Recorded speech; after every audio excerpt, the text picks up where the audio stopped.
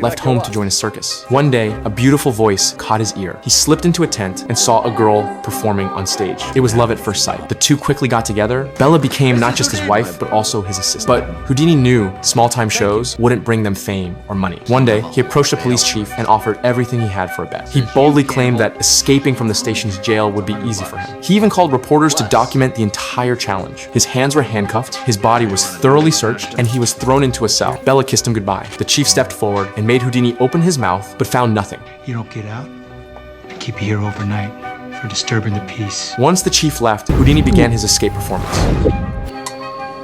His jailbreak made headlines. To stay in the spotlight, he needed even more thrilling acts. That's when he met Jim, a genius prop designer. Jim showed him a custom circular key that could unlock any cuffs with ease. Then, using a thin wire, he even sawed through a wooden board. Houdini immediately asked Jim to join his team. With new props at his disposal, Houdini planned his next big stunt, one that would shock the world. In Chicago, he showed up at the police station in only underwear. He was wrapped in heavy chains from head to toe. Faced with the chief's taunts, Houdini simply smiled. Cops carried him into a cell and sealed his mouth shut. When they returned, the chains lay in a heap. Houdini had vanished. The chief shouted in frustration.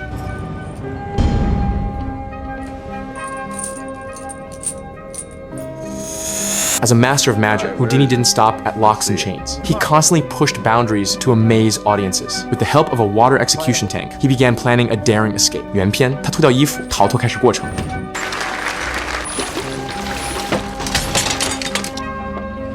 After 3 minutes, panic started to set in. Firefighters rushed in, but when the curtain was pulled back, the tank was empty.